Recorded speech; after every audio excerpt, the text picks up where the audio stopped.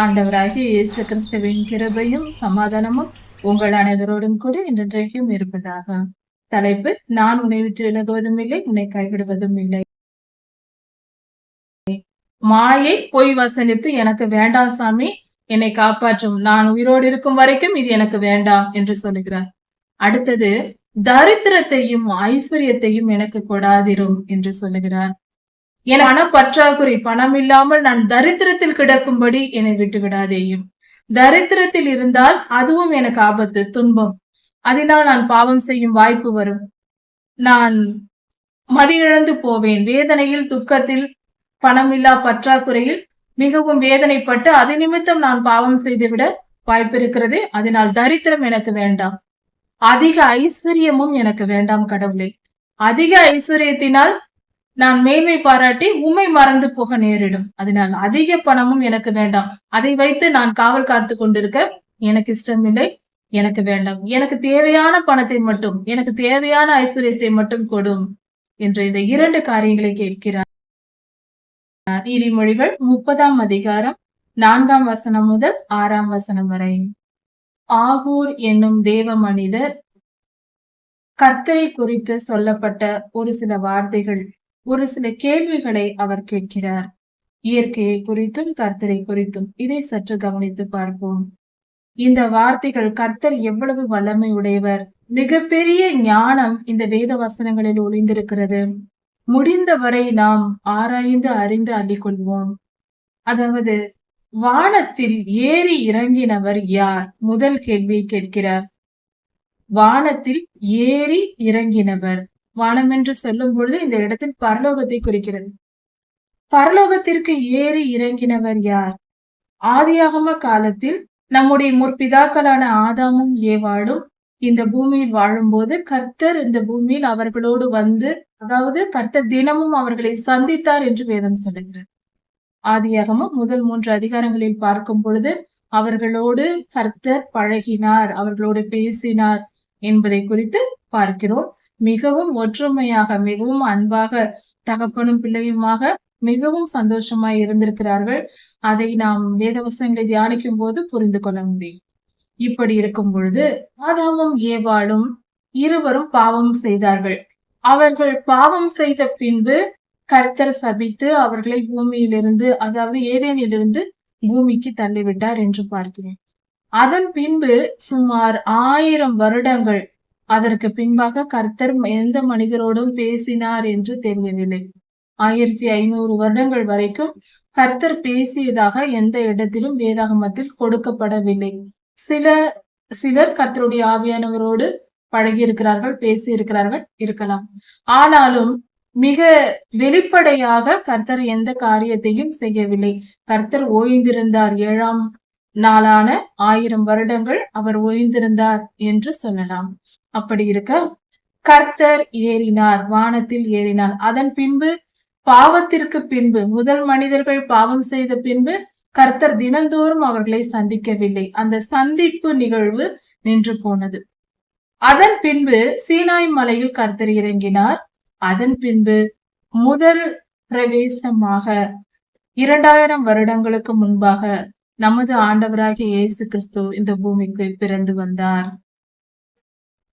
இப்படி கர்த்தர் பிறந்து வளர்ந்து வரும் பொழுது, அவர் வளர்ந்து இந்த பூமியில் 33½ வருடங்கள் வாழ்ந்து அவர் மீண்டுமாக சிலுவை மரணத்தை சந்தித்து தம்மை தாமே ஒப்பு கொடுத்து வந்த வேலையை முழுமையாய் முடித்து 40ஆம் நாள், உயிர்த்தெழுந்த 40ஆம் நாள் பரமேறி சென்றார். வானத்தில் 500 பேர் ஜனங்கள் பார்க்கும்படியாக அவர் ஒலிவமலையிலிருந்து மேலாக மேகத்தில் எடுத்துக் கொள்ளப்பட்டார். கர்த்தர் ஏறினார் வானத்திற்கு. மிக தெளிவான விளக்கம் இது. தெளிவாக 500 பேர் பார்க்க, 1000 கண்கள் பார்க்க அவர் வானத்திற்கு ஏறி போனார். இது நடந்த சரித்திர நிகழ்வு. இப்படி இருக்க, ஏறி இந்த பூமியிலிருந்து ஏறினவர் அவர்தான், இறங்கினவரும் அவர்தான். அப்படிப்பட்ட தேவன் நமக்கு இருக்கிறார். பூமியிலிருந்து ஏறி பரலோகத்திலிருந்து இறங்கி வந்திருக்கிறார். மீண்டும் 2ஆம் வருகையில் வரப்போகிறார். அவ்வளவு வல்லமையுடைய நம்முடைய தகப்பன் அவர். நமது ஆண்டவராகிய இயேசு கிறிஸ்து வரப்போகிறார். அவர்தான் ஏறி இறங்கினவர் யார் என்ற கேள்விக்கு பதில். காற்றை தம் கைப்பிடிகளில் அடக்கினவர் யார் என்று கேட்கிறார். கர்த்தரே இதை அடக்கினார் என்ற பொருள் சொல்லப்பட்டிருக்கிறது. இதை சற்று கொஞ்சம் விரிவாக பார்ப்போம். இதற்கான வேத வசனங்கள் அநேகம் இருக்கிறது. ஆனாலும் ஒரு சில வெளிப்படையான வசனம் என்றால், கெனசரேத் ஊர் சம்பவத்தில் கர்த்தர் அந்த படகில் செல்லும் பொழுது, கெனசரேத் ஊருக்கு செல்வதற்கு முன்பாக படகில் சீஷர்களுடன் செல்கிறார். அப்பொழுது பெருங்காற்று வந்து கடல் கொந்தளிக்கிறது. ஏசப்பா தூங்கி கொண்டிருக்கிறார். அவர் படகில் தூங்கி கொண்டிருக்கிறார். அப்பொழுது சீஷர்கள் எழுப்பும் போது கர்த்தர் காற்றை அதட்டினார், அது உடனே அடங்கி சென்றது என்று வேதத்தில் கொடுக்கப்பட்டிருக்கிறது. இந்த சமயத்தில் அவர் பெருங்காற்று, புயல் காற்றுதான் கடல் கொந்தளித்தது, அதை அடக்கி காண்பித்தார். இது அவர் காற்றை அடக்கும் வல்லமை வைத்திருக்கிறார் என்பதற்கு ஒரு வெளிப்படையான, மிக மிக வெளிப்படையான ஒரு காரியமா இருக்கிறது, ஒரு சம்பவமா இருக்கிறது, உண்மையாய் நடந்த காரியம் இது. அடுத்ததாக ஒரு காரியத்தை கவனிப்போம். கர்த்தர் பூமியை சிருஷ்டித்தார். வேதம் சொல்லுகிறது, ஏசாயா தீர்க்கதரிசன புஸ்தகத்தில் இருக்கிறது. அதாவது பூமியானது கர்ப்பத்திலிருந்து பிறந்து வருவது போல பிறந்து வந்தது என்று சொல்லுகிறார். பூமியை சுற்றிலும் தண்ணீர் இருந்தது என்று ஆதியாகமம் 1ஆம் அதிகாரத்தில் இருக்கிறது. தண்ணீரை இரண்டாக பிரித்து அந்த இரண்டிற்கும் இடையில் வானத்தை வைத்தார் என்று கர்த்தர் சொல்லியிருக்கிறார். அப்படி என்றால், அதாவது விஞ்ஞானம் சொல்லுகிறது, இன்னும் மல்டி யூனிவர்ஸ், அதாவது யூனிவர்ஸின் எல்லையை இன்னும் கண்டுபிடிக்கவில்லை. அதன் எல்லை என்னவா இருக்கும், அதன் முடிவு எங்கே இருக்கும் என்றால், அதன் எல்லையில் வேறு என்ன இருக்கும் என்றால் தண்ணீர் தான் இருக்கும். கர்த்தர் ஆதியாகமம் 1ஆம் அதிகாரத்தின்படி வேத வசனத்தை தியானிக்கிற நாம் இதை சரியாக புரிந்து கொள்ளலாம். இந்த பூமியின் மேல் கடல் நீராக எப்படி இருக்கிறதோ, நீர் ஆவியாக H2O மூலக்கூறுகளாக காற்றில் ஈரப்பதம் எப்படி இருக்கிறதோ, இவை எல்லாம் பூமியை சுற்றிலும் ஒரு குறிப்பிட்ட அளவுக்கு மட்டும்தான் இருக்கிறது. அதற்கு மேலே சென்றால் ஆக்சிஜன் கிடையாது. ஒரு குறிப்பிட்ட தூரம் சென்றால் நாம் ஆக்சிஜனை இழந்து விடுவோம். ஸ்பேஸிற்கு செல்லும் பொழுது, அது வெளியே செல்லும் போது, அதனால்தான் நம்முடைய அஸ்ட்ரானட் எல்லாம் ஆக்சிஜன் சிலிண்டரை சுமந்து கொண்டு போகிறார்கள். அங்கு காற்று கிடையாது. ஆக்சிஜன் இல்லாவிட்டால் நீரின் மூலக்கூறுகளும் இல்லை. காற்று, ஹைட்ரஜனும் ஆக்சிஜனும் இணைந்தால்தான் அது காற்றாயிருக்கிறது. அப்படி இருக்க இந்த பூமியும், இந்த பூமியின் மேல் இருக்கிற தண்ணீரும், அதன் மேல் இருக்கிற நீராவியுமாக கொஞ்சம் தான் தண்ணீர் இருக்கிறது. அதற்கு மேலே சென்றால் காற்றும் கிடையாது, தண்ணீரும் கிடையாது. அதன் பின்பாக இந்த, அதாவது பேரண்டம் முழுவதும் எல்லாவற்றையும் தாண்டி எல்லையில் வெளியே சென்றால், சூரிய குடும்பத்தை தாண்டி, கேலக்சியை தாண்டி, யூனிவர்ஸை தாண்டி வெளியே சென்றால் அதன் எல்லை இன்னும் கண்டுபிடிக்கப்படவில்லை. வேதமானால் சொல்கிறது அதன் எல்லையில் தண்ணீர் இருக்கிறது, அதற்கு மேல் வெளியே தண்ணீர் இருக்கிறது. அப்படி என்றால் இந்த அண்ட சராசரமும் தண்ணீருக்குள் இருக்கிறது. ஏனென்றால் வேதம் சொல்லுகிறது மிக தெளிவாக, கர்ப்பத்திலிருந்து புறப்பட்டு வருகிறது போல பூமி புறப்பட்டு வந்தது. இந்த சூரிய நட்சத்திரங்கள் எல்லாம் பிறப்பதற்கு முன்பே பூமி இருந்தது. விஞ்ஞானம் சொல்லும் சில காரியங்கள் சிலவற்றை வேத வசனத்திற்கு மிகவும் ஒத்து போகிற காரியங்களா இருக்கிறது. அதில் ஒன்று, பூமியானது மிக பழமையான கோள். அதில் ஏற்பட்ட வெப்பம், குளிர்ச்சி போன்ற பாதிப்புகளினால் அவை திடப்பொருளாக இந்த தட்பவெப்ப நிலையோடு இது இருக்கிறது என்று விஞ்ஞானம் சொல்லுகிறது. வேத வசனம் சொல்வதை தான் விஞ்ஞானிகளும் சொல்லி இருக்கிறார்கள். வேத வசனம் என்ன சொல்லுகிறது? வானம் படைக்கப்பட்டது எப்படி என்று ஆதியாகமம் 1ஆம் அதிகாரத்தில் இருக்கிறது. ஆனால் பூமி படைக்கப்பட்டது எப்பொழுது என்று சொல்லப்படவில்லை. பூமி, காற்று, இவைகள், தண்ணீர், இவைகள் எப்பொழுது படைக்கப்பட்டது என்று வேதாகமத்தில், ஆதியாகம புஸ்தகத்தின் சிருஷ்டிப்பில் இல்லை. அது சிருஷ்டிப்பு கொடுப்பதற்கு முன்பே பூமி புறப்பட்டு வந்தது, தண்ணீரிலிருந்து புறப்பட்டு வந்தது, அதன் மேல் காற்று இருந்தது என்று வேதம் சொல்லுகிறது. அப்படி இருக்க தண்ணீரின் மேல் 2ஆம் வசனம், ஆதியாகமம் 1ஆம் அதிகாரம் 2ஆம் வசனத்தில், பரிசுத்த ஆவியானவர் ஜலத்தின் மேல் அசைவாடி கொண்டிருந்தார். ஜலம் இருந்தது. ஜலம் என்றால் தண்ணீர். அந்த தண்ணீருக்கு முன்பாக அந்த தண்ணீர் எப்பொழுது படைக்கப்பட்டது என்று வேதத்தில் சொல்லப்படவில்லை. இப்படி இருக்க நாம் புரிந்து கொள்வோம், சிருஷ்டிப்பில் விஞ்ஞானம் சொல்லும் கருத்தும் வேதம் சொல்லும் கருத்தும் ஒன்றாயிருக்கிறது. பூமி மிகவும் பழமையானது. சூரியனை விட, சகல நட்சத்திரங்களை விட அதாவது சகல நட்சத்திரங்களை விட கோள்களை விட பூமி பழமையானது. விஞ்ஞானம் சொல்லுகிறதே இது உண்மை. பல ஆயிரக்கணக்கான கோடிக்கணக்கான வருடங்களுக்கு முன்பே பூமியில் உயிரினங்கள் இருந்தது என்று விஞ்ஞானிகள் புதைப்பொருள்கள், படிவங்கள் இவைகளின் மூலமாய் கண்டுபிடித்து சொல்லுகிறார்கள்.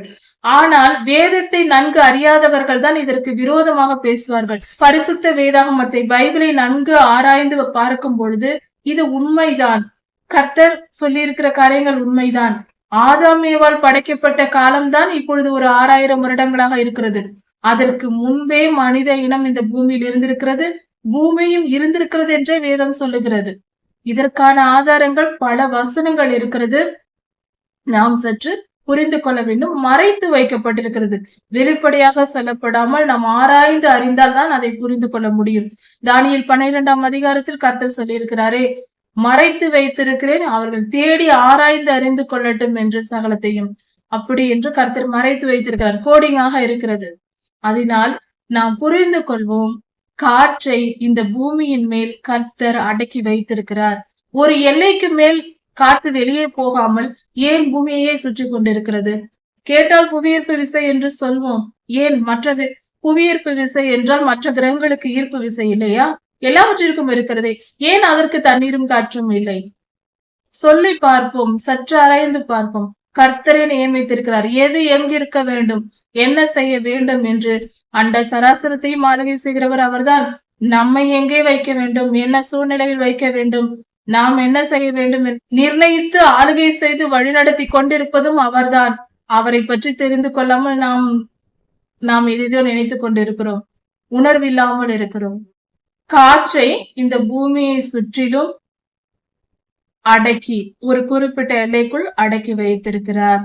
அவரே அதை செய்தார். ஏசாயா தீர்க்கதரிசன புஸ்தகத்திலும் பல இடங்களில் சிருஷ்டிப்பை குறித்து கர்த்தர் பேசி இருக்கிற இடங்களில் சொல்லப்பட்டிருக்கிறது. ஆதியாகம புஸ்தகத்திலும் இருக்கிறது. காற்றை எல்லா இயற்கை காரணிகளையும் ஆளுகை செய்கிறவர், சிருஷ்டித்தவர், உருவாக்கி படைத்தவர். தண்ணீரை வஸ்திரத்திலே கட்டினவர் யார் என்று வேதவசனம் கேட்கப்படுகிறது. தண்ணீரை கர்த்தர் துணியில் கட்டி வைப்பது போல கட்டி வைத்திருக்கிறாராம். இதை நாம் இந்த பூமியை, இந்த விஞ்ஞான உலகத்தில் பூமி சுழல்வதை நாம் பார்த்திருக்கிறோம். உதாரணத்திற்கு ஒரு சிறிய ஒரு வேலை செய்து பார்க்கலாம். ஒரு சிறு பாத்திரத்தில் முழுவதும் நிரப்பப்பட்ட ஒரு பாத்திரம், தண்ணீரால் நிரப்பப்பட்ட ஒரு பாத்திரத்தை எடுத்துக்கொண்டு சற்று வேகமாக நடந்து வந்தால், நம் கையில் வைத்துக் கொண்டு வந்தால் என்ன ஆகும்? தண்ணீர் கொட்டி சிந்திவிடும், நம் துணியெல்லாம் நனைந்து விடும், கொட்டிக் கொள்வோம். இது இயல்பாய் நடக்கும். சற்று வேகமாக நடந்து வந்தாலே நிரம்பி இருக்கிற பாத்திரம் கீழே சிந்தி விடும். நம்மால் அதை பத்திரமாக கொண்டு போய் சேர்க்க முடியாது. வழியே இருந்தால் அப்படித்தான் ஆகும். சரி, அப்படி இருக்க பூமி உருண்டையா இருக்கிறது. அந்த பூமி உருண்டையின் மேல் பூமியின் நிலப்பரப்பில் 3 பங்கு நீரா இருக்கிறது. அவ்வளவு தண்ணீர் இருக்கிறது கடலில். அவ்வளவு தண்ணீரும் பூமியின் ஒரு பந்தின் மேல் இருக்கிறது. ஒரு பந்து உருவம் உள்ள ஒரு பூமியின் மேல் இருக்கிறது. அது சும்மா ஒரு இடத்திலும் இல்லை, அது சுழன்று கொண்டு வேற இருக்கிறது. ஆனாலும் அந்த தண்ணீர் சிந்துகிறதா? இல்லை. எப்படி அது சிந்தாமல் அது அப்படியே அது வைக்கப்பட்டிருக்கிறது? சுற்றி கொண்டே இருக்கிறது. அது தன்னைத்தானே சுற்றுகிறது, சூரியனையும் சுற்றி வருகிறது. இத்தனை ஓட்டமும் ஓடிக்கொண்டிருக்கிறது. நம்மால் நடந்தாலே தண்ணீர் சிந்திவிடும் நம் கையில் இருப்பதை. அது ஈர்ப்பு விசை, நமக்கு நன்றாக தெரிந்ததுதான். ஈர்ப்பு விசைதான். ஆனால் அந்த ஈர்ப்பு விசை எப்படி செயல்படுகிறது? ஏன் செயல்படுகிறது? ஏன் அந்த ஈர்ப்பு விசை இருக்கிறது? அந்த பூமிக்கு ஈர்ப்பு விசையை கொடுத்தது யார்? தண்ணீரை பிடித்து வைத்துக் கொள்ளும்படி, காற்றை பிடித்து வைத்துக் கொள்ளும்படி, இந்த அச்சில் இப்படிதான் சுழல வேண்டும் என்று சரியாக, மிக சரியாக ஒவ்வொரு நாளும் ஒவ்வொரு திசையில் போகலாம் அல்லவா? தன்னிச்சையாக செயல்படுவது என்றால் பல ஆயிரம் வருடங்களாக சுழன்று கொண்டிருக்கிறது. ஒருவேளை யாரும் அதை ஆளுகை செய்யவில்லை என்றால் ஒரு ஒழுங்குமுறை அண்ட சராசரம் எங்கும் இருக்கிறது. ஆராய்ந்து வானவியலை நாம் சற்று ஆராய்ந்து பார்த்தால் தெரியும். அஸ்ட்ரானமி பார்த்தால் நமக்கு நன்றாக தெரியும். எல்லாம் திட்டமிட்டபடி மிகச்சரியாக, மிக துல்லியமாக அதன் பாதையில் ஓடிக்கொண்டிருக்கிறது. ஒவ்வொரு கிரகங்களும், ஒவ்வொரு நட்சத்திரங்களும், ஒவ்வொன்றும் சரியாக செயல்படுகிறது. விஞ்ஞானிகள் கண்டுபிடிக்கிறார்கள். ஏன் இந்த பூமியிலிருந்து நம் கண்களால் காண்கின்ற பகலும் இரவும் எப்படி வருகிறது? பூமி சுழற்சியினால் வருகிறது. சூரிய ஒளியும் இருளும் காலநிலை மாற்றங்களும், மழைக்காலம், பனிக்காலம், வெயில் காலம், குளிர்காலம் என்று காலநிலை மாற்றங்களும் எல்லாம் மிகச்சரியாக வருடம் வருடம் வந்து கொண்டே இருக்கிறது. ஒவ்வொரு நாளும் பகலிரவு வருகிறது. இதெல்லாம் எப்படி நடக்கிறது? ஒழுங்காக மிக துல்லியமான ஒரு நொடி விலகாமல் நடக்கிறதே. திட்டமிட்டபடி மனிதனை தவிர எல்லாம் ஒழுங்கா இருக்கிறது. இந்த பூமியில் இயற்கையில் எல்லாம் ஒழுங்கா இருக்கிறது. மனிதன் ஒருவனை தவிர. மனிதன் தான் எல்லாவற்றையும் கெடுத்து கொண்டிருக்கிறான். இப்படி போய் என்றால் அதற்கு மாறாக எதிர் திசையில் போவது மனிதனின் குணமா இருக்கிறது. இயற்கை, உயிருள்ளவை, உயிரற்றவை எல்லாம் கர்த்தரின் சொல் கேட்டு நடக்கிறது. வானத்தில் இருக்கிற அத்தனை கிரகங்கள், நட்சத்திரங்கள் கர்த்தரின் சொல் கேட்கிறது. பூமியில் வாழ்கிற மிருக ஜீவன்கள், தாவரங்கள் எல்லாம் கீழ்ப்படுகிறது. மரங்கள் அதினதின் கனியை கொடுக்க வேண்டும் என்று கர்த்தர் சொன்னார். ஆதி முதல் 10,000 வருடங்களுக்கு மேலாக அப்படித்தான் கனி கொடுத்து கொண்டிருக்கிறது. எதுவும் தன்னை மாற்றிக்கொள்ளவில்லை. தவறாக எதையும் செய்யவில்லை.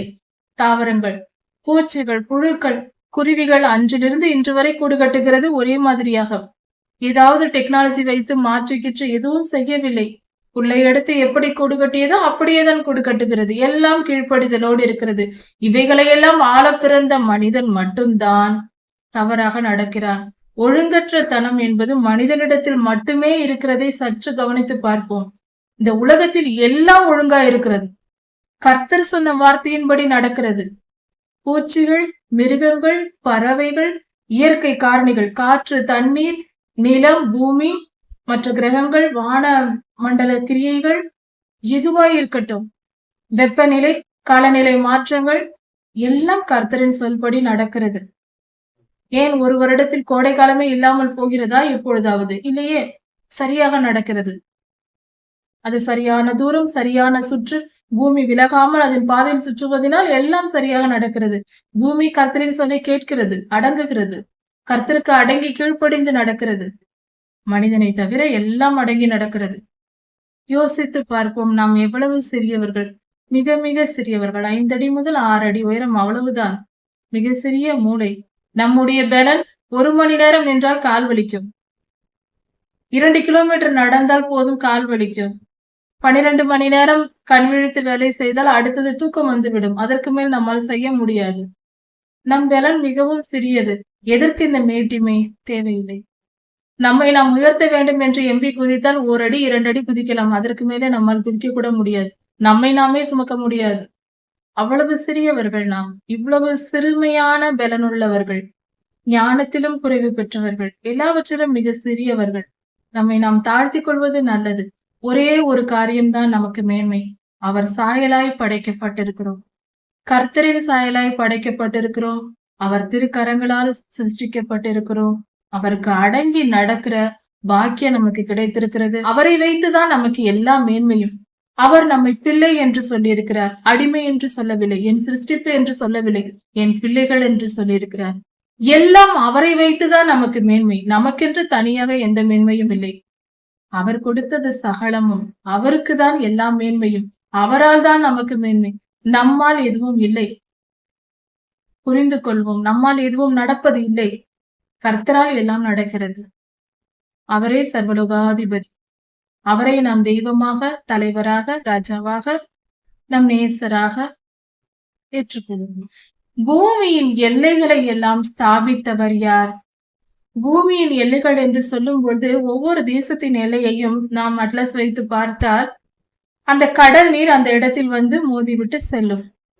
அதற்கு மேல் அது வராது. இவ்வளவு தண்ணீர், கடல் நீர் அவ்வளவு இருக்கிறது. நிலப்பகுதி 21% தான். 79% கடல் நீர் இருக்கிறது. ஆனால் அது எல்லை தாண்டி வருகிறதா? வருவதில்லை. அதன் எல்லையில் அது இருக்கிறது. கர்த்தர் கட்டளையிட்டால் அது எல்லை தாண்டி வரும். அதற்கு பேர் நாம் சுனாமி என்று வைத்திருக்கிறோம். நாம் பாவம் செய்யும் போது அதை அந்த கடல் நீரை பயன்படுத்தி கர்த்தர் மனிதனை அழிப்பார். நம் அக்கிரமங்கள் பெருகும் பொழுது அவர் படைத்த தண்ணீர் அதை வைத்து அவர் அடிப்பார். நாம் ஏன் அக்கிரமம் செய்கிறோம்? எல்லை மீறின அக்கிரமம், கர்த்தரை கோபமூட்டிக் கொண்டே இருப்பது.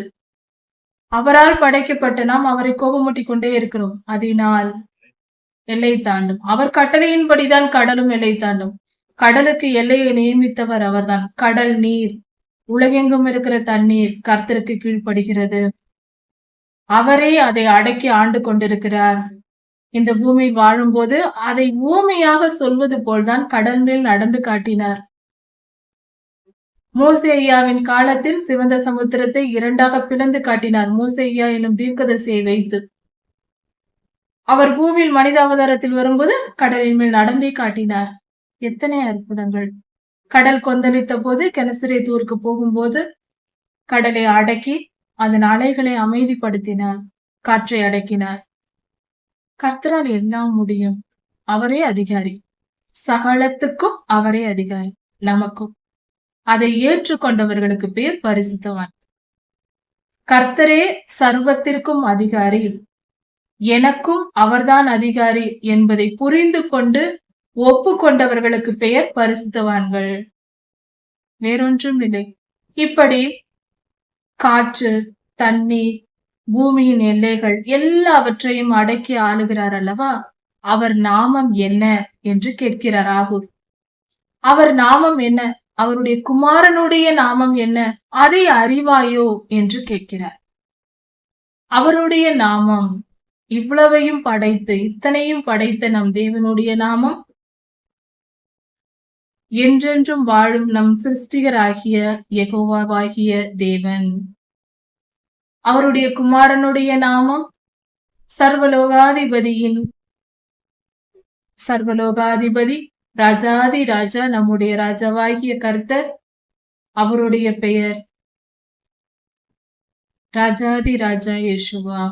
இப்படி அவர்தான் நம்மை படைத்து ஆளுகை செய்கிறார். அவர் அன்பை புரிந்து கொள்வோம். அவர் நல்லவர், மிகவும் நல்லவர். அவர் சர்வ வல்லமை உள்ளவர். கர்த்தரை யாரென்று புரிந்து கொள்வதும் நம்மை நாம் யாரென்று உணர்ந்து கொள்வதும் மிக மிக அவசியம். வேத புஸ்தகத்தை நாம் படித்தால், பைபிளை நாம் படிக்கும் பொழுது இந்த தெளிவு வரும். நாம் யார் என்பதும் கர்த்தர் யார் என்பதும் அப்படி தெரிந்து கொள்ளும் போது நம்மளுடைய குணாதிசயங்கள், நாம் எவ்வளவு தவறு செய்து கொண்டிருக்கிறோம், தவறான எண்ணங்கள் நம்மிடத்தில் எவ்வளவு இருக்கிறது என்பது அப்பொழுதுதான் நம்மால் புரிந்து கொள்ள முடியும். தயவு செய்து மனம் திரும்புவோம். வேத புத்தகத்தை எடுத்து வாசிப்போம். அப்பொழுதுதான் உண்மையான நம்முடைய மனக்கண்களுக்கு ஒளி வருகிறது. நம்முடைய மனக்கண்கள் வேத புஸ்தகத்தை வாசிக்கும் வரைக்கும் குருடாய் இருக்கிறது, கண் பார்வையற்று இருக்கிறது. நம் மனம் குருடாக்கப்பட்டிருக்கிறது. எப்பொழுது வேத வசனத்தை நாம் முழுமையாய் தியானிக்கிறோமோ, ஆதியாகமம் முதல் வெளிப்படுத்தல் வரை பைபிளை நாம் முழுமையாக தியானிக்கிறோமோ, அப்பொழுதுதான் நம் மனக்கண்கள் திறக்கிறது. அதுவரை மூடிதான் கிடக்கும். வேத வசனத்தை முழுமையாய், அதாவது முழு வேதாகமத்தையும் நாம் படித்து பார்க்கும் பொழுதுதான் நம் மனக்கண்கள் திறக்கப்படும். தெரிந்து கொள்வோம். அது மிக மிக அவசியமாய் இருக்கிறது.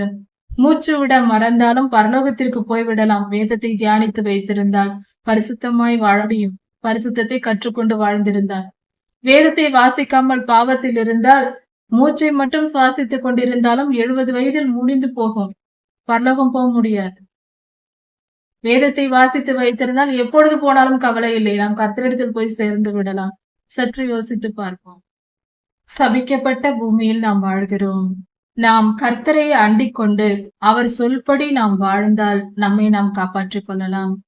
கர்த்தரை அண்டிக் கொள்வது என்றால் என்ன? கர்த்தருக்கு கீழ்ப்படிவது, கர்த்தரிடத்தில் விசுவாசமாய் இருப்பது. அவர் சொல்படி கேட்பது என்றால் என்ன? கர்த்தருடைய வசனத்தை படித்து அதை கற்றுக்கொண்டு அதன்படி வாழ்வது, வசனத்தின்படி வாழ்வது. அது மிகவும் சுலபமானது. இப்படி வாழ்ந்தால் நம்மை நாம் காப்பாற்றிக் கொள்ளலாம். தேவனுடைய வசனம் எல்லாம் புடமிடப்பட்டவைகள். கர்த்தருடைய வசனம் புடமிடப்பட்டவை. அப்படி என்றால் பரிசுத்தமாக்கப்பட்டவை என்று பொருள். மிக மிக பரிசுத்தமானது, மகா பரிசுத்தமானது கர்த்தருடைய வார்த்தைகள். அந்த வார்த்தைகள் நமக்குள் வரும்போது நம் இருதயத்தில், நம் ஆத்துமா, நம் உயிரில் பரிசுத்தம் உண்டாகும். நாம் பரிசுத்தவான்களாக மாறுவோம். இப்படியாக நம்மை நாம் சுத்திகரித்துக் கொள்ள வேண்டும். வசனத்தை படிக்க படிக்க ஒவ்வொரு வசனமும் நம் இருதயத்தில் பதிய பதிய நம் மூளையில் ஒரு மெமரி கார்டில் ஒரு டேட்டா பதிவு செய்வது போல நம்முடைய சிந்தனையில் வேத வசனங்கள் பதிய பதிய அதன் கருத்துகள், வசனத்தின் வார்த்தைகள் மட்டுமல்ல, அதன் கருத்தோடு நாம் அதை புரிந்து கொண்டு படிக்கும் பொழுது, அந்த செய்தி நம் மனதிற்குள் வரும் பொழுது, அது நம் இருதயத்தில் பதியும் போது, அதாவது நம் சிந்தனைகளில், நம் மூளையில் இருக்கிற சிந்தனைகளில் அதில் பதிவாக்கப்படுகிறது. அப்படி பதியும் பொழுது அங்கு ஒரு பரிசுத்தம் உண்டாகும். ஒவ்வொரு வார்த்தையும் பரிசுத்தத்தை உண்டாகும். வேத வசனங்கள் அவைகள் புடமிடப்பட்டவைகள், அவைகள் பரிசுத்தமானது, நமக்குள் பரிசுத்தத்தை உண்டாக்கக்கூடியது. விதை போல, கர்த்தருடைய வசனம் விதை போல, அது பரிசுத்தமானது. அது நமக்குள் வரும்பொழுது அந்த பரிசுத்தத்தை முளைக்கப்படும். இப்படி அவரை அண்டிக் கொண்டு, அவரே கதி என்று அவரை விசுவாசித்து கர்த்தரை ஏற்றுக்கொண்டு அவர் வசனங்களை கை கொண்டு நடப்பது என்பது அவரை அண்டிக் கொள்வதற்கு சமம். அவர் அருகே போய் ஒளிந்து கொள்வதற்கு சமம். ஆபத்து காலத்தில் இருக்கிறோம், கடைசி காலங்களில் வாழ்ந்து கொண்டிருக்கிறோம், சபிக்கப்பட்ட பூமியில் இருக்கிறோம், எங்கும் ஆபத்து, எப்பொழுது என்ன நடக்கும் என்று தெரியாது. கொள்ளை நோய்கள் வரலாம், பட்டயம் வரலாம், பிரச்சனைகள் பாடுகள் வரலாம், பசி பஞ்சம் வரலாம், எது வேண்டும் என்றாலும் நடக்கலாம். எந்தவித நிச்சயமும் இல்லாத வாழ்க்கையா இருக்கிறது. இந்த சூழ்நிலையில் கர்த்தரை அண்டிக் கொள்வது மட்டுமே நமக்கு பாதுகாப்பு. அவரை அண்டிக் கொள்கிற யாவரும் பாக்கியவான்கள். அண்டிக் கொள்வது என்றால் அவருடைய வசனத்தின்படி வாழ்வது. அவரை பரிசுத்தத்தை கற்றுக்கொண்டு அந்த பரிசுத்தத்தில் நிலைத்திருப்பதுதான் அவரை அண்டிக் கொள்வதற்கு சமம். அப்பொழுது நாம் இந்த தீங்கிலிருந்து காப்பாற்றப்படுவோம். பரிசுத்தத்திற்குள் ஒளிந்து கொள்ள வேண்டும். பரிசுத்தம், வேத வசனம் என்பது ஒரு குடை போல. அந்த குடைக்குள் ஒரு கூடாரம் என்று கூட வைத்துக் கொள்ளலாம். வேத வசனம் ஒரு கூடாரம், அதற்குள் போய் ஒளிந்து கொண்டால் நாம் எல்லாவித தீமையிலிருந்தும் பாதுகாக்கப்படுகிறோம். கர்த்தருடைய வசனங்களில் ஒன்றையும் கூட்டக்கூடாது. கர்த்தருடைய வசனங்கள் இவையெல்லாம் கர்த்தருடைய ஆவியினால் எழுதப்பட்டு வேதாகமத்தில் நமக்கு பைபிளாக தொகுத்து கொடுக்கப்பட்டு இருக்கிறது. இதோடு ஒன்றையும் கூட்டக்கூடாது. நாம எதையும் சேர்த்து எழுதக்கூடாது. இல்லாத காரியங்களை நாம சேர்த்து சொல்லக்கூடாது. அப்படி வேத வசனத்தோடு எதையாவது கூட்டினால் கர்த்தர் நம்மை கடிந்து கொள்வார், கண்டிப்பார், தண்டனை வரும் என்று பொருள். நீ பொய்யனாவாய் என்று கர்த்தர் சொல்லுகிறார். வேத வசனத்தோடு நாம எதையாவது கூட்டினால் அது பொய்யனாய் நாம் மாறியிருப்பதற்கு சமம். நாம் பொய் பேசுகிறவர்களாய் மாறிவிடுவோம். கர்த்தருடைய வார்த்தைகளை மட்டுமே நாம் வேத வசனத்தில் சொல்ல வேண்டும். நம் இஷ்டப்படி நாம எதையாவது சேர்த்து சொல்லக்கூடாது. வசனத்தை படிக்க கூடாது. பைபிள் வசனங்களில் சேர்த்து எழுதக்கூடாது. கர்த்தரிடத்தில் ஆகூர் எனும் பக்தன் கேட்கிறார், ஒரு விண்ணப்பம் வைக்கிறார். நான் மரிக்கும் வரைக்கும் 2 மனு உம்மிடத்தில் கேட்கிறேன் ஆண்டவரே, அவைகளை எனக்கு தாரும் என்று கேட்கிறார். அவரை போல நம்மையும் நாம் தாழ்த்தி இந்த மனுவை நாமும் வைத்து கர்த்தரிடம் கேட்டு பெற்றுக் கொள்வது மிகவும் நல்லது.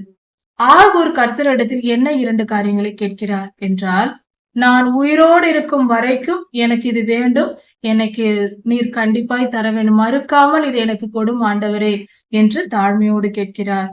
மறுக்காமல், இதை கொடுக்காமல் இருந்து விடாதே, எப்படியாவது எனக்கு கண்டிப்பாய் தாரும், இந்த உலகத்தில் நான் மரிக்கும் வரைக்கும், இந்த உலகத்தை விட்டு போகும் வரைக்கும் எனக்கு இவைகள் 2 காரியங்கள் எனக்கு தேவை, எனக்கு வேண்டும் என்று கர்த்தரிடத்தில் கேட்கிறார். மாயையையும் பொய் வசனத்தையும் என்னை விட்டு நீக்கி போடும். மாயையான காரியங்களும் பொய்யான பேச்சுகளும், பொய்யான வசனிப்பு என்றால் பொய் பேச்சுகளும், பொய்யும் மாயையும் என்னிடத்தில் வராதபடி என்னை காத்துக்கொள்ளும் என்று ஆகூர் கேட்கிறார். கர்த்தாவே, மாயையான காரியங்கள் எனக்கு வரக்கூடாது, என் வாழ்க்கையில எனக்கு அது வேண்டாம். பொய்யான பேச்சுகளும் எனக்கு வேண்டாம், பொய்யான வசனிப்பும் எனக்கு வேண்டாம். அதாவது நான் மாயையை நம்பி, உலக இச்சைகளை நம்பி விழுந்து போகாமல் என்னை காப்பாற்றும். பொய் வசனிப்பு, பொய் பேசாதபடிக்கு என்னை காத்துக்கொள்ளும். பொய் பேசுகிறவர்களிடத்திலிருந்து என்னை காத்துக்கொள்ளும். நான் பொய் பேசாமல் இருக்கும்படி, பரிசுத்தமாய் வாழும்படி எனக்கு உதவி செய்யும். நான் பொய் சொல்வதோ ஏமாற்றுவதோ தவறான காரியங்கள் செய்யாதபடிக்கு என்னை பாதுகாத்துக் கொள்ளும். முக்கியமாக இந்த 2 காரியங்கள், பொய் வசனிப்பு, மாயை. நான் எந்தவித மாயையிலும் மாட்டிக்கொண்டு பாழாய் போய்விடாதபடிக்கு. மாயை என்றால் உலக இச்சைகள், எந்த இச்சைகளாவது, கண்களின் இச்சை, மாம்சத்தின் இச்சை, ஜீவனத்தின் பெருமை, இப்படி ஏதாவது பாவத்தில் விழுந்து நான் விழுந்து அழிந்து போகாதபடிக்கு என்னை காப்பாற்றும். பொய் பேசாமல் வாழும் பாக்கியத்தை எனக்கு தாரும். என் வாயிலிருந்து பொய்யே வரக்கூடாது. நான் பொய்யே பேசக்கூடாது என்று கர்த்தரிடத்தில் கேட்கிறார். மாயையும் பொய் வசனிப்பையும் என்னை விட்டு நீக்கி போடும். ஏனென்றால் இந்த 2 காரியங்களும் கர்த்தருக்கு பிடிக்காது. பிரசங்கி புஸ்தகத்தில் கொடுக்கப்பட்டிருக்கிறது எல்லாம் மாயை என்று. இந்த உலகத்தின் இச்சைகளும் பொய்யும் எனக்கு வேண்டாம் சாமி. உமக்கு பிடிக்காத இந்த 2 காரியங்களும் எனக்கும் வேண்டாம். என்னை பாதுகாத்துக் கொள்ளும். ஏனென்றால் மற்ற பாவங்கள் எல்லாம் இதன் அடிப்படையில் இருக்கிறது. பொய் பேசுகிறவர்களால் தான் மற்ற பாவங்கள் செய்வார்கள். பொய்யில் துவங்கும் அந்த பாவம், மாயையில் துவங்கும் இச்சைகள் எல்லாம் அது பாவத்தில் போய் முடியும், அது மரணத்தில் முடியும். இப்படியாக இந்த எல்லாவற்றிற்கும் அஸ்திவாரமா இருக்கிற இந்த 2ம் எனக்கு வேண்டாம் சுவாமி என்று ஆகூர் புத்திசாலித்தனமாக கேட்டு கர்த்தரிடத்தில் பெற்றுக் கொள்கிறார். இன்னும் ஒரு காரியத்தை கேட்கிறார். இது ஒன்று, மாயை பொய் வசனிப்பு எனக்கு வேண்டாம் சாமி, என்னை காப்பாற்றும். நான் உயிரோடு இருக்கும் வரைக்கும் இது எனக்கு வேண்டாம் என்று சொல்லுகிறார். அடுத்தது, தரித்திரத்தையும் ஐஸ்வர்யத்தையும் எனக்கு கொடாதிரும் என்று சொல்லுகிறார். எனக்கு பண பற்றாக்குறை, பணம் இல்லாமல் நான் தரித்திரத்தில் கிடக்கும்படி என்னை விட்டு விடாதேயும். தரித்திரத்தில் இருந்தால் அதுவும் எனக்கு ஆபத்து, துன்பம். அதனால் நான் பாவம் செய்யும் வாய்ப்பு வரும். நான் மதியிழந்து போவேன். வேதனையில், துக்கத்தில், பணமில்லா பற்றாக்குறையில் மிகவும் வேதனைப்பட்டு அது நிமித்தம் நான் பாவம் செய்துவிட வாய்ப்பு இருக்கிறது. அதனால் தரித்திரம் எனக்கு வேண்டாம். அதிக ஐஸ்வர்யமும் எனக்கு வேண்டாம் கடவுளே. அதிக ஐஸ்வர்யத்தினால் நான் மேன்மை பாராட்டி உம்மை மறந்து போக நேரிடும். அதனால் அதிக பணமும் எனக்கு வேண்டாம். அதை வைத்து நான் காவல் காத்து கொண்டிருக்க எனக்கு இஷ்டமில்லை, எனக்கு வேண்டாம். எனக்கு தேவையான பணத்தை மட்டும், எனக்கு தேவையான ஐஸ்வர்யத்தை மட்டும் கொடும் என்று இந்த 2 காரியங்களை கேட்கிறார் ஆகூர். எவ்வளவு அருமையான ஞானமான ஒரு மனிதனாய் இருக்கிறார். அழகாக கேட்டிருக்கிறார். இந்த காரியத்தை பாராட்டி விட்டு போகாமல் நாமும் கேட்டு பெற்றுக்கொள்வோம் கர்த்தரிடத்தில். கர்த்தாவே, இந்த 2 மனுக்களை எனக்கும் தாரும். மாயையும் பொய் வசனிப்பும் எனக்கு வேண்டாம் சுவாமி. என் ஆயுள் முழுவதும் அது என்னை நெருங்காமல் என்னை காத்துக்கொள்ளும் என்று கர்த்தரிடத்தில் இப்பொழுதே செபிப்போம். தரித்திரமும் எனக்கு வேண்டாம் சுவாமி. பண பற்றாக்குறைகள், தரித்திரம் இருக்கவே வேண்டாம் சுவாமி. நிம்மதியாய் வாழ தேவையான அளவு ஐஸ்வர்யத்தை தாரும். அதிக ஐஸ்வர்யமும் எனக்கு வேண்டாம் சுவாமி. அதையே நினைத்து கொண்டு பாதுகாத்து கொண்டு மேன்மை பாராட்டி அழிந்து போகாதபடிக்கு அதிக ஐஸ்வர்யமும் எனக்கு வேண்டாம். எனக்கு தேவையானபடி எனக்கு தாரும், தேவையானதை மட்டும் எனக்கு தாரும் என்று கேட்போம். இந்த 2 காரியங்களையும் ஆகூரை போல நாமும் கர்த்தரிடத்தில் பெற்றுக்கொள்வோம். நிச்சயம் தருவார். நீதிமொழிகள் 30ஆம் அதிகாரம் 7ஆம் வசனம் முதல் 20ஆம் வசனம் வரை. ஆகூர் என்னும் தேவ மனிதர் நீதிமொழிகள் புஸ்தகத்தில் சொல்லப்பட்டிருக்கிற ஞானமான வாக்கியங்களை பரிசுத்த ஆவியானவர் நமக்கு கொடுக்கிற செய்திகளை நாம் இன்று கேட்போம். அதாவது, தரித்திரத்தையும் ஐஸ்வர்யத்தையும் எனக்கு கொடாதிரும் என்று ஆகூர் வேண்டிக் கொள்கிறார். இதன் பொருள் என்ன? தரித்திரத்தினால் நாம் மிகவும் சோர்வடைந்து, பணம் இல்லாமல், உணவு கூட இல்லாமல் மிகவும் துன்பப்படும் நிலை வரும் பொழுது, உணவுக்கு கூட பணம் இல்லாத நிலை, மிகவும் துயரமான நிலை, மிகவும் தரித்திரம், உணவு, இருப்பிடம், உடை எதுவும் இல்லாத நிலை வரும் பொழுது அந்த மனிதன் திருடுவான். அதாவது, தரித்திரத்தினால் நான் திருடனாய் மாறி போகாதபடிக்கு எனக்கு தரித்திரம் வேண்டாம் சுவாமி, எனக்கு பணத்தை கொடும் என்று கர்த்தரிடத்தில் வேண்டிக் கொள்கிறார். அதே நேரத்தில் அதிக ஐஸ்வர்யத்தினால், அதிக பணம் எனக்கு இருப்பதினால் நான் உம்மை மறந்து போவேன். அதிகமாய் பணம் இருப்பவர்கள் கர்த்தரை நினைக்க அவர்களுக்கு நேரம் இருக்காது. எல்லாம் நிறைவாய் இருக்கும் பொழுது கர்த்தரை மறந்து போவது மனிதனின் குணமாய் இருக்கிறது. பலர் அப்படிதான், எல்லோரும் அல்ல, பலர் அப்படிதான். கர்த்தரை மறந்து போகும் நிலை. கர்த்தர் இதற்கு நம் வேலைகள் அதிகமாகிவிடும். பணம் அதிகமாய் இருக்கும் போது நண்பர்கள், உறவினர் எல்லாம் அதிகமாகி விடுவார்கள். அதிக மனிதர்கள் நம்முடன் இருப்பார்கள் எப்பொழுதும். அப்படி இருக்கும் பொழுது அதிகமாய் பேச்சு இருக்கும், அதிக நேரம் செலவிடுவோம்.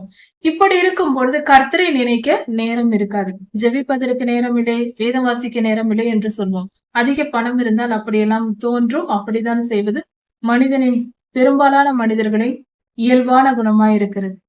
தரித்திரம் வந்துவிட்டால் வேறு வழி இல்லாமல் எனக்கு பணம் இல்லை, பசிக்கிறது, உடை வேண்டும் என்று திருட போவார்கள். திருடராய் மாறி போவார்கள். திருடுவது, ஏமாற்றுவது, பொய் சொல்வது என்று எல்லாவித பாவங்களும் வந்துவிடும். இப்படி இந்த 2 நிலையும் எனக்கு வேண்டாம் சுவாமி என்று ஆகூர் ஐயா ஜெபிக்கிறார். இதே போல நாமும் ஜெபிப்போம். தரித்திரத்தினால் நான் திருடனாய் மாறி போய்விடக் கூடாது. எனக்கு தரித்திரம் வேண்டாம்.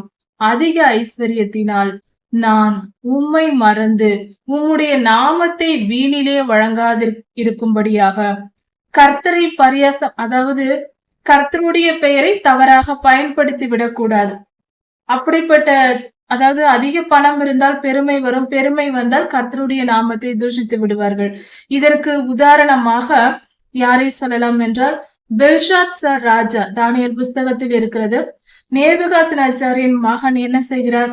அதிக ஐஸ்வர்யம், அதிக உலகத்தின் பல நாடுகள், சுமார் 127 நாடுகளை என்னமோ நேபுகாத்நேச்சார் ராஜா அரசாண்டார். அவரது குமாரன் அதே தேசங்களை அரசாண்டு இருக்கிறார். இந்தியா வரைக்கும் அவர் ஆண்டு இருக்கிறார். அப்படி இத்தனை தேசங்களை ஆண்டு கொண்டிருந்த அந்த மிகப்பெரிய ராஜாவாய் இருந்ததினால் மேட்டிமை கொண்டு தேவாலயத்தின் பரிசுத்தமான பாத்திரங்களை கொண்டு வந்து தன் மனைவிகளோடும் தன்னை சேர்ந்தவர்களோடும் அந்த பாத்திரத்தில் திராட்சரசம் பருகி கர்த்தருடைய காரியத்தை தீட்டுப்படுத்தினார்கள், பரிசுத்த குலைச்சல் ஆக்கினார்கள். விளைவு மிகப்பெரிய தண்டனையை அனுபவித்தார்கள். ஒரு கையிருப்பு வந்து சுவற்றில் எழுதியது, மினே மினே தெக்கேல் உபார்சின் என்று. இப்படி அதிக பணம், அதிக ஐஸ்வர்யம், மிகப்பெரிய பதவி, இதெல்லாம் கர்த்தரை தூஷிக்கும்படி மனிதனின் இருதயத்தை செய்துவிடும். பெருமை வரும். பெருமை வந்தால் ஒரு மனிதன் பெருமைப்படவே கூடாது. எப்பொழுதும் ஆபத்தான மிகப்பெரிய குணம் அது. மிக கொடுமையான குணம் என்று சொல்லலாம் பெருமை. அருவருப்பான, கர்த்தருக்கு விரும்பாத, கர்த்தருக்கு பிரியமில்லாத ஒரு காரியத்தை ஒரு மனிதன் செய்கிறான் என்றால் அவன் பெருமை பிடித்தவன் என்று பொருள். பெருமை பாராட்டல் கர்த்தருக்கு அருவருப்பானது. அப்படிப்பட்ட பெருமை வந்துவிட்டால் கர்த்தரையும் தூஷித்து விடுவார்கள். அது தூஷணத்தினாவே உள்ளே நுழைந்து தூஷித்து விடும். அதனால் தூஷிக்க செய்யும் மனிதன் தூஷித்து அதற்குரிய தண்டனை அனுபவித்து அக்னி கடலில் தான் போய் சேருவான். அதனால் பெருமையே வேண்டாம். அப்படி நான் ஆகிவிடக் கூடாது சுவாமி. அதனால் அதிக ஐஸ்வர்யமும் எனக்கு வேண்டாம், தரித்திரமும் வேண்டாம். எனக்கு சரியானபடி என் படியை அளந்து போடும். என் தேவைக்கேற்ற பணத்தை மட்டும் கொடும். எனக்கு தேவையான ஐஸ்வர்யத்தை கொடும். என்னுடைய வாழ்க்கைக்கு என்ன தேவையோ அதை மட்டும் தாரும் என்று ஜெபிக்கிறார். இதே ஜெபத்தை நாமும் செய்து நம்மை நாம் சரிப்படுத்திக் கொள்வோம். இவ்வுலக வாழ்க்கையில் பாவம் செய்யாமல் தப்பித்துக் கொள்வோம். ஒரு முதலாளி இருக்கிறார், அவரிடத்தில் வேலை செய்கிற வேலையாட்கள் இருக்கிறார்கள் என்று வைத்துக் கொள்வோம். இப்படிப்பட்ட சூழ்நிலையில் ஒரு வேலைக்காரனை பற்றி அந்த முதலாளி இடத்தில் குற்றம் சொல்லக்கூடாது. நாம் அதை செய்யக்கூடாது. ஒரு வேலைக்காரனின் குற்றத்தை ஒரு முதலாளியிடம், அவனுடைய முதலாளியிடம் போய் சொல்லக்கூடாது. அப்படி சொன்னால் அந்த வேலைக்காரன் சபிப்பான். இவன் போய் சொல்லிவிட்டானே, அதனால் எனக்கு இந்த ஆபத்து வந்தது என்று வேலைக்காரன் துக்கப்பட்டு சபிப்பான். அதன் விளைவு நமக்கு ஆபத்து நேரிடும். அப்படி அந்த சாபத்தை பெறுவதனால் நீ குற்றவாளியாக காணப்படுவாய். அப்படி சொன்னால் நாம் குற்றவாளி என்று கர்த்தர் சொல்லுகிறார். வேதம் அப்படித்தான் சொல்லுகிறது. ஒரு எஜமான் இருக்கிறான் என்றால் அவனிடத்தில் அந்த வேலைக்காரன், அந்த எஜமானுடைய வேலைக்காரன் செய்யும் தவறுகளை போய் சொல்லக்கூடாது. நமக்கு தெரிந்தாலும் சொல்லக்கூடாது. அப்படி நாம் சொன்னால் அந்த மனிதனுடைய சாபம் நமக்கு வரும், நமக்கு தீமை நேரிடும், நமக்கு பாடு வரும். அதனால் புறம் கூறக்கூடாது. அந்த வேலைக்காரனை பற்றி எஜமானிடத்தில் எப்பொழுதும் சொல்லக்கூடாது. இது எந்த நிலையில் இருந்தாலும் யாரை பற்றியும் நாம் சொல்லாமல் இருப்பது நமக்கு நல்லது. எந்த குற்றத்தையும் எடுத்து சொல்லக்கூடிய உரிமை நமக்கு இல்லை. அது தேவையில்லாத காரியம். அதில் ஈடுபடக்கூடாது. இன்று சில ஊழியர்கள் மற்ற ஊழியர்களை குறித்து தவறான செய்திகளை பரப்புகிறார்கள், குற்றவாளி என்று குற்றப்படுத்துகிறார்கள். இதெல்லாம் மகா பெரிய பாவம். அவர்களுக்கு கர்த்தர் மிகப்பெரிய தண்டனையை தருவார். ஒரு சில சந்ததியார் இருக்கிறார்கள், தங்கள் தகப்பனை சபிக்கிறவர்கள் இருப்பார்கள். அப்படிப்பட்டது மகா பாவம். பெற்றோர்களை சபிக்க கூடாது. தகப்பனை சபிப்பது, தாயை ஆசீர்வதியாமல் இருப்பது, இதெல்லாம் பாவமாக எண்ணப்படுகிறது. இதை செய்யக்கூடாது. சற்று புரிந்து கொள்வோம். சற்று கவனமாய் இந்த காரியத்தில் நாம் இருக்க வேண்டியது அவசியம். எப்பொழுதும் எந்த சூழ்நிலையிலையும் நம் தகப்பனை நாம் சபிக்க கூடாது. அது எப்படி என்றால், தகப்பனை சபித்தால் அந்த சாபம் தகப்பனிடமிருந்து, தகப்பனை மட்டுமல்ல அது நம்மையும் தாக்கும். அவருக்கு பிள்ளை என்பதினால் அவருக்கு வரும் சாபத்தில் நமக்கும் பங்கு வரும். இது தவறு, மகா பெரிய தவறு. எந்த சூழ்நிலையா இருந்தாலும் நம் தகப்பனை நாம் சபிக்க கூடாது. அதே போல தாயை ஆசீர்வதிக்காமல் இருக்கக்கூடாது. தாய் ஆசீர்வாதமாய் இருக்கும் பொழுது நாமும் ஆசீர்வாதமாய் இருப்போம். நம் தாயை ஆசீர்வதிக்காமல் இருக்கக்கூடாது. அவர்கள் நலனை நாம் காப்பாற்ற வேண்டும். அவர்கள் நலனை பார்க்க வேண்டும். கவனித்து அவர்களை பார்த்துக் கொள்ள வேண்டும். வயதான சூழ்நிலையில் பெற்றோர்களை கவனிக்க வேண்டும். அவர்களிடத்தில் அன்பு காட்ட வேண்டும். எவ்வளவு வயதானாலும் அவர்களிடத்தில் மரியாதையாய் நடந்து கொள்ள வேண்டும். இந்த காலத்தில் சிறியவர்களிடம் மரியாதை கொடுக்காமல் இருக்கலாம். ஆனால் வயதில் மூத்தவர்கள் அவர்கள் பலவீனமாய் இருக்கிறார்கள் என்பதனால் அதற்காக அவர்கள் ஞானம் குறைந்து போகாது. அவர்கள் வாழ்க்கையின் அனுபவங்கள் குறைந்து போகாது.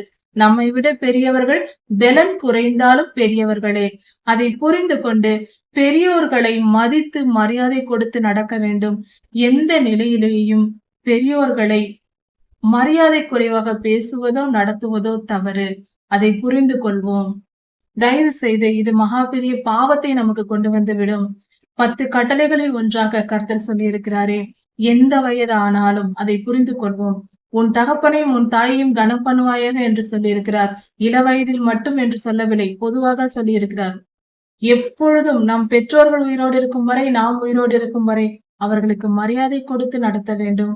எப்பொழுதும் மரியாதை குறைவாக எதையும் பேசக்கூடாது, செயல்படக்கூடாது. தாங்கள் அழுக்கற கழுவப்படாமல் இருந்தும் தங்களை சுத்தமாய் எண்ணுகிற சந்ததியாரும் உண்டு.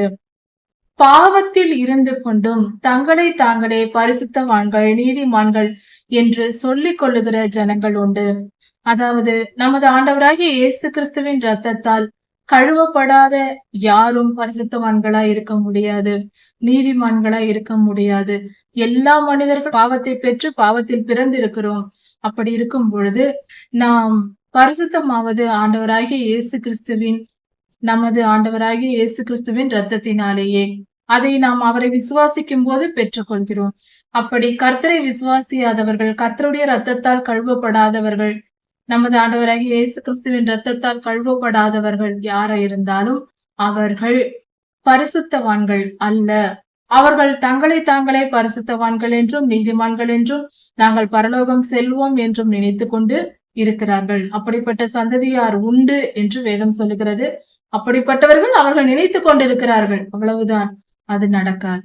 அப்படிப்பட்டவர்கள் அவர்கள் பார்வைக்கு அவர்கள் சுத்தவான்களாய் இருக்கிறார்கள். அவர்களுக்கு அவர்கள் சுத்தமாய் தோன்றுகிறார்கள். ஆனால் அது முக்கியமல்ல. நமக்கு என்ன தோன்றுகிறது என்பது முக்கியமல்ல. கர்த்தருடைய பார்வையில் நாம் எப்படி இருக்கிறோம், பரிசுத்தமா இருக்கிறோமா என்பதே முக்கியம். அதை தெரிந்து கொள்வோம். கர்த்தர் நம்மை பார்த்து பரிசுத்தவான் என்று சொன்னால்தான் பரலோகத்திற்கு போக முடியும். நம்மை நாமே பரிசுத்தவான் என்று சொல்லிக் கொண்டால் பரலோகத்திற்குள் உள்ளே விடமாட்டார்கள். வேறொரு சந்ததியாரும் உண்டு. இன்னொரு சந்ததியார் இருக்கிறார்களாம். தகப்பனை சபிப்பவர்கள், தாயை ஆசீர்வதிக்காமல் இருக்கும் சந்ததியார் உண்டு. அதே போல தங்களை தாங்களே பரிசுத்தவான்கள் என்று நினைத்துக் கொள்கிற சந்ததியாரும் உண்டு. அதே போல இன்னொரு சந்ததியாரும் உண்டாம். அவர்கள் கண்கள் அவ்வளவு மேன்மை பாராட்டலா இருக்குமா. கண்கள் மிக பெருமை வாய்ந்தவர்களாக, அதாவது தங்களை தாங்களே பெருமையாய் நினைக்க கூடியவர்களாக இருப்பார்கள். பெருமை பிடித்தவர்களாய் இருப்பார்கள்.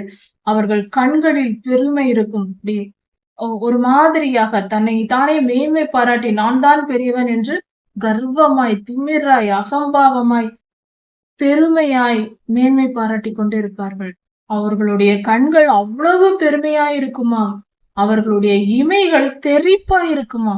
அப்படியே மிக பெருமையாய் நினைத்து கொண்டு அப்படியே கண்களை உருட்டி கொண்டு நான் தான் என்று அவர்களுடைய அசைவுகள், அவர்கள் கண் அசைவே அப்படி இருக்குமா. அவ்வளவு மேன்மை பாராட்டுகிற சந்ததியாரும் இந்த பூமியில் இருக்கிறார்களாம். இப்படிப்பட்ட ஒரு கூட்டமும் இருக்கிறது. இன்னொரு சந்ததியார் இருக்கிறார்களாம். அவர்கள் என்ன செய்வார்கள் என்றால், தேசத்தில் எளிமையானவர்கள், மனிதர்களில் எளிமையானவர்கள், சிறுமையானவர்கள். அதாவது எளிமையானவர்கள் என்றால் மனதளவில் தங்களை தாங்கள் தாழ்மையோடு இருக்கிற ஜனங்கள்.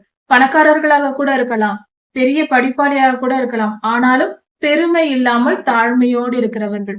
எளியவர்கள், சிறியவர்கள்.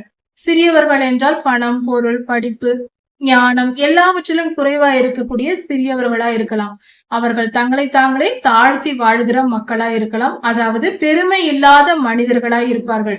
அப்படிப்பட்டவர்களை பட்சிப்பதற்கு பயந்த சுபாவமாய் மிகவும் கனிவாக இருப்பவர்கள், அருமையாய் இருப்பவர்கள், தீங்கு செய்யாமல், பிறர்க்கு தீங்கு செய்யாமல், நாம் உண்டு நம் வேலை உண்டு என்று பயந்து ஒழுக்கமாய் இருக்கிறவர்களாய் இருப்பார்கள்.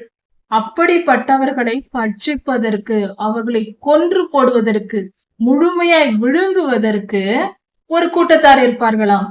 அவர்களுக்கு எப்படி இருக்குமாம்? அவருடைய பற்கள் கட்கங்களை போல இருக்குமாம்.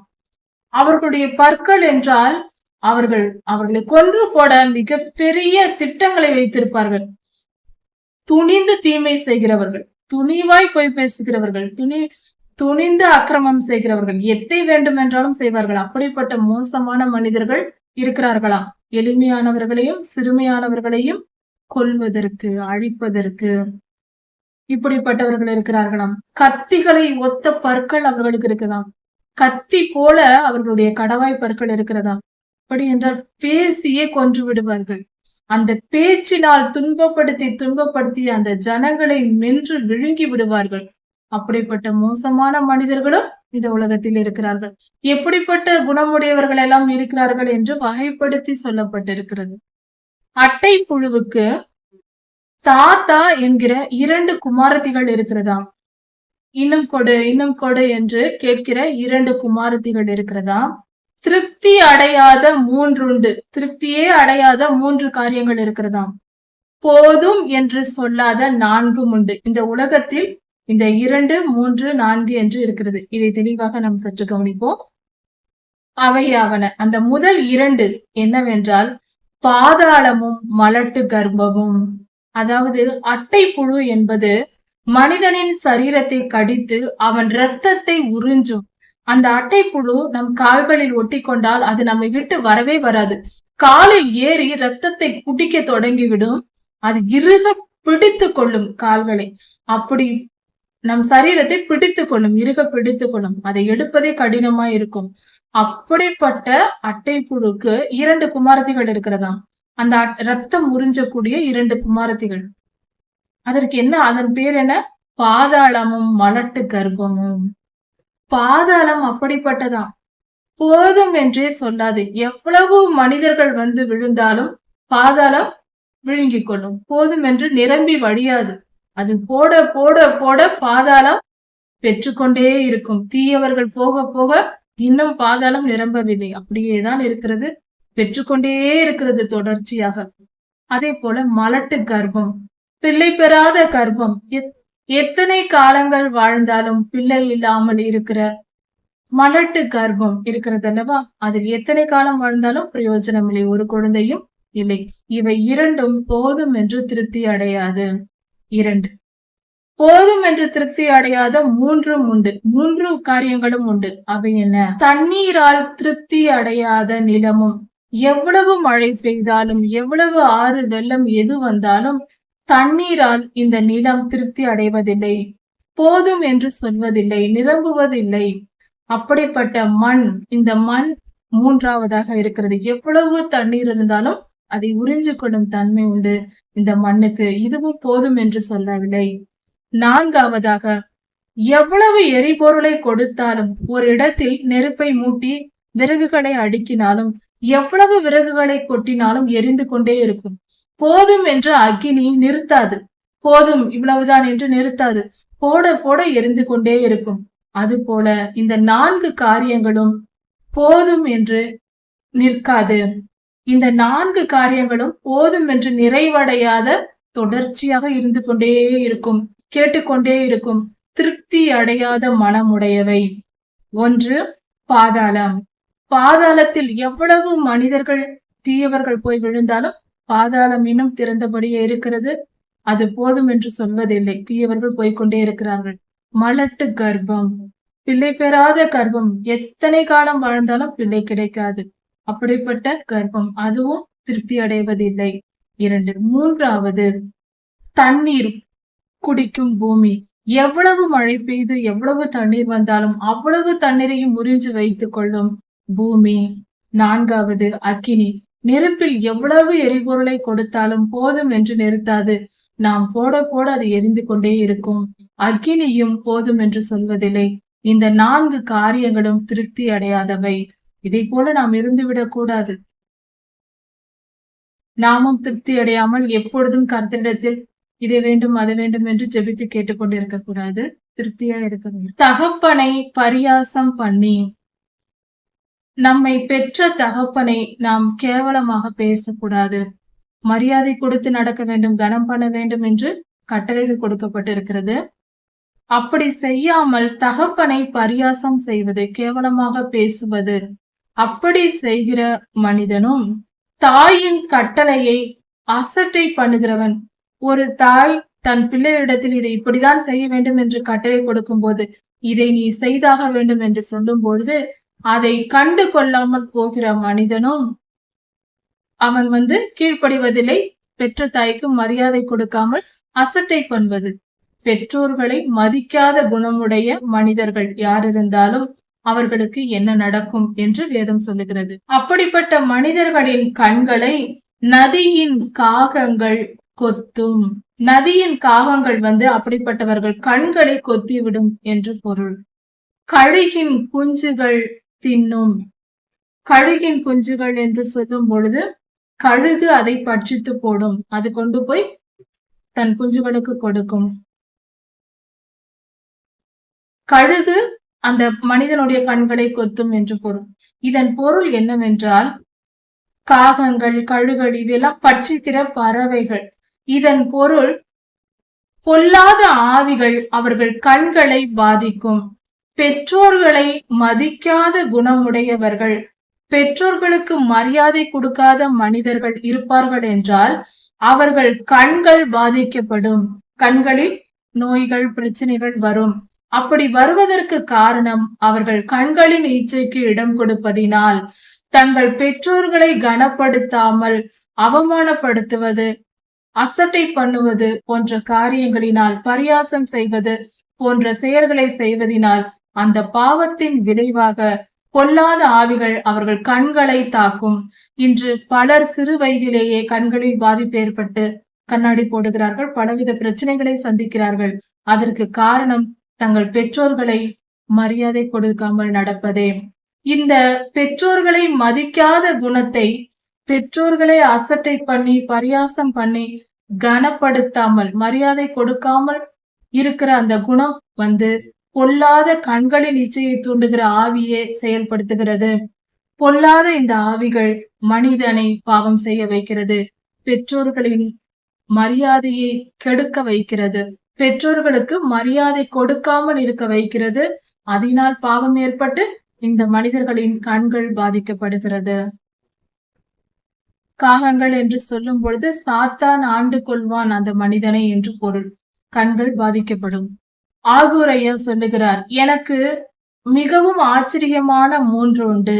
3 காரியங்கள் எனக்கு மிகவும் ஆச்சரியமா இருக்கிறது. என் புத்திக்கு எட்டாத 4 காரியங்கள் உண்டு. 4 காரியங்கள் என் புத்திக்கு எட்டவே இல்லை. எப்படி என்று எனக்கு புரியவில்லை. அப்படிப்பட்ட காரியங்கள் இருக்கிறது. அது என்ன? இந்த 4 காரியங்கள் என்ன என்று பார்ப்போம். அதாவது, ஆகாயத்தில் கழுகின் வழியையும். ஆகாயத்தில் பறந்து போகிற கழுகு, மிக உயரத்தில் கழுகு பறக்கும், மரங்கள் இருக்கும் இடங்களில் அல்ல. இப்படி மிக உயரமான இடத்தில் பறக்கும் கழுகு அது தன் பாதையை எப்படி கண்டுபிடிக்கிறது? அது எப்படி, எந்த வழியில் செல்லுகிறது? எப்படி அதற்கு தெரிகிறது? நாம் நடந்து போகிறோம் அல்லது காரில் எதில் பயணித்தாலும் நாம் போகும்போது இதற்கு அடுத்தது இது, இதற்கு அடுத்தது எது என்று ஒரு இடத்தை பார்த்து கொண்டு போகும். ஆனால் ஆகாயத்தில் பறக்கிற கழுகு, ஆகாயத்தில் ஒன்றுமே நிலையாக இல்லை, ஒன்றும் இல்லை. அப்படி இருக்கும் பொழுது மேகங்களும் நகர்ந்து கொண்டே இருக்கிறது. எதை வைத்து அடையாளம் வைத்து கழுகு பறந்து தன் இடத்திற்கு போகிறது, வருகிறது? எப்படி பறந்து செல்கிறது? கழுகின் வழி ஆகாயத்தில் தெரியாது. அது மிகவும் கடினமானது. அது எப்படி போகிறது? அதே போல கண்மலையின் மேல் பாம்பின் வழி. பாம்பு போகிறது என்றால் கண்மலையில் ஏறி போகிறது. அது எதை வைத்து தெரிந்து கொண்டு மலையின் மேல் ஏறி அது கழுகினுடைய முட்டைகளை இந்த பாம்பானது கொத்தி முழுங்கிவிடும். இதெல்லாம் செய்யும். பாம்பு கண்மலையில் ஏறும். அது எந்த பாதையை வைத்துக் கொண்டு ஏறுகிறது? இது எனக்கு புரியவில்லை என்று சொல்லுகிறார். இவை இரண்டும் வழி தெரியாது, வழியே இல்லாமல் தான் செல்லுகிறது. மூன்றாவது, நடுக்கடலில் கப்பலின் வழி.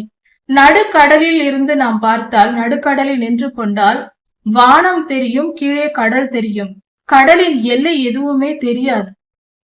பூமியின் உருண்டை வடிவத்தினால் கடலின் எல்லை சுற்றிலும் நிலப்பகுதி தெரியாது. தண்ணீருக்குள் நாம் மிதந்து கொண்டிருப்போம். மேலே வானம் தெரியும், கீழே தண்ணீர் தெரியும். ஆனால் இடையே மற்ற திசைகள் தெரியாது, எதுவுமே தெரியாது. கப்பலில், நடுக்கடலில் கப்பலின் திசை, அதாவது கப்பலின் வழி எது என்று தெரியாது. எப்படி அது போகிறது? ஆச்சரியமான வழி கிடையாது.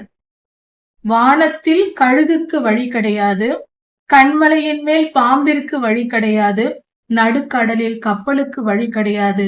அதே போல ஒரு கன்னியை நாடிய மனிதனுடைய இருதயத்திற்கும் வழி கிடையாது. ஒரு பெண்ணின் மேல் மோகம் கொண்டு தவறான ஒரு எண்ணம் கொண்ட ஒரு மனிதன் அவன் எப்படி வாழ்கிறான் என்றால் அவனுக்கு வழியே கிடையாது. எப்படி வேண்டுமென்றாலும் திரிவான், எப்படி வேண்டுமென்றாலும் செய்வான். இது மனிதனுடைய இயல்பாய் இருக்கிறது. ஒரு பெண் மேல் மயங்கி விட்டால் அவனுடைய வழிகள் மிகவும் மோசமானதா இருக்கும். வழியே கிடையாது. அவன் எந்த திசையிலும் போவான், எப்படிப்பட்ட சூழ்நிலையையும் கடந்து போவான். அதற்கு ஒரு வழியே கிடையாது. இந்த 3 காரியங்களுக்கு எப்படி வழி இல்லையோ அதே போல ஒரு பெண்ணின் மேல் மோகம் கொண்டவனுடைய வழியும் இல்லை, அவனுக்கும் வழி இல்லை.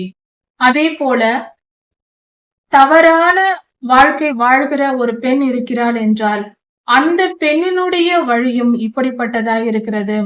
அவள் தினமும் பாவம் செய்தாலும் நான் ஒன்றுமே செய்யவில்லை, நான் பரிசுத்தமாய் இருக்கிறேன் என்று அவள் சொல்லுவாளாம். அவளுக்கும் அந்த குற்ற உணர்வு இருக்காது. நான் ஒரு நாளும் பாவம் செய்யவில்லை, தினந்தோறும் செய்தாலும் ஒரு நாளும் பாவம் செய்யவில்லை என்று சொல்வாளாம். இப்படிப்பட்ட ஆச்சரியமான காரியங்கள் உண்டு. அவள் தினமும் தவறாய் பாவம் செய்தாலும் நான் ஒரு பாவமும் செய்யவில்லை என்றே சொல்வாள். இப்படிப்பட்ட பெண்கள் ஒரு நாளும் நான் தவறு செய்தேன் என்று சொல்ல மாட்டார்கள். ஒரு பாவமும் நான் செய்ததில்லை, நான் பரிசுத்தவான் என்றே சொல்வார்களாம். இப்படியாக இந்த பூமியில் பல காரியங்கள், ஞானமான காரியங்கள் இருக்கிறது. ஒவ்வொன்றுக்கும் ஒவ்வொரு விதமான தன்மைகள் இருக்கிறது. அதையெல்லாம் தெரிந்து கொள்ள நாம் வேத புஸ்தகத்தை படிப்போம். நம் வாழ்க்கையை புரிந்து தெளிவாக ஒளியில் நம் வாழ்க்கையை நடத்துவோம். நம் வாழ்க்கைக்கு தேவையான அநேக ஞானமான காரியங்களும் வேத புஸ்தகத்தில் இருக்கிறது. எல்லாவற்றையும் கற்றுக்கொண்டு தெளிவாய் பரிசுத்தமாய் வாழ்ந்து கர்த்தருடைய ராஜ்யத்தில் சேருவோம். கர்த்தருடைய வசனத்தை தியானிப்போம், அதை கை கொண்டு நடப்போம், கர்த்தருடைய ராஜ்யத்தில் சேருவோம். கர்த்தர் உங்களை ஆசீர்வதிப்பாராக. இதன் தொடர்ச்சியை அடுத்த செய்தியில் பார்க்கலாம். மாரநாதா.